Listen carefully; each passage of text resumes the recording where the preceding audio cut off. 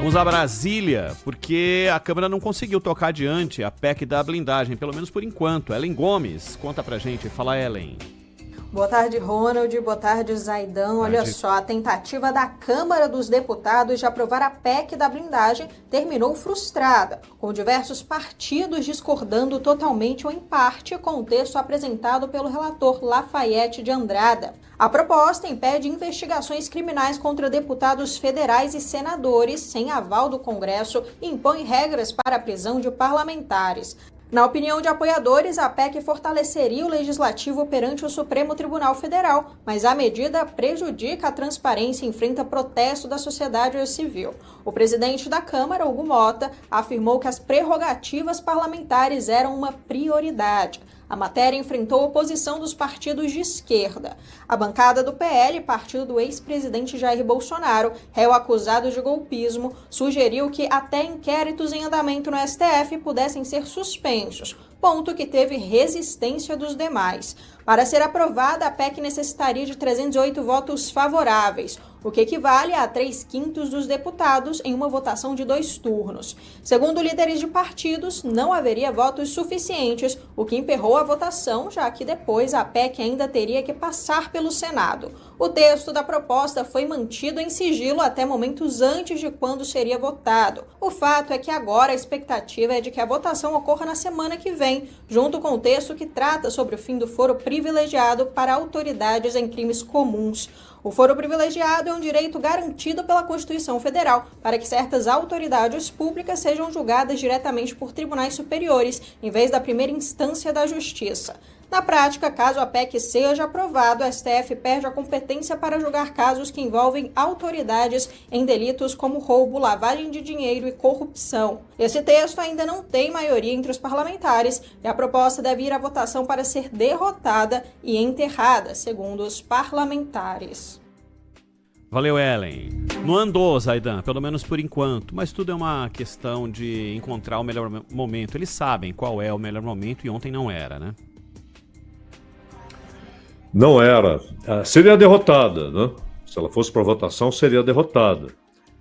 E então o adiamento mantém o risco vivo, aberto. O risco está aí. Agora, se você tem, não é, Ronald, apenas a recuperação do que dizia originalmente o texto constitucional, ou seja, que os parlamentares só podem ser processados criminalmente com prévia autorização da Casa, ou seja, Câmara ou Senado, né? E o problema é que o próprio relator não gostou nem um pouco das sugestões que foram apresentadas, das emendas que foram sendo feitas. Ele percebeu que o texto estava sendo degenerado até chegar ao ponto de uma investigação precisar de aval.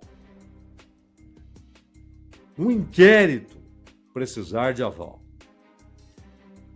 Se você demanda autorização para uma investigação, primeiro, você já mata a investigação, né?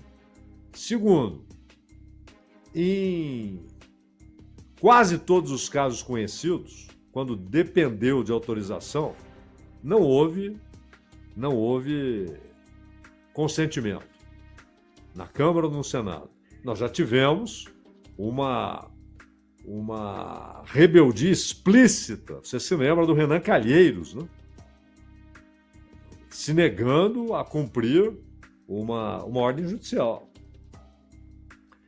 E mesmo os partidos que discursam contra o fazem meio timidamente. Então, quando o Lindbergh Farias diz que o texto tem problemas, né? Não é só que ele tem problemas, né? Ele tem objetivos que são, primeiro, inconstitucionais com relação a princípios da Constituição. Quando você passa a ter uma casta que não pode ser investigada.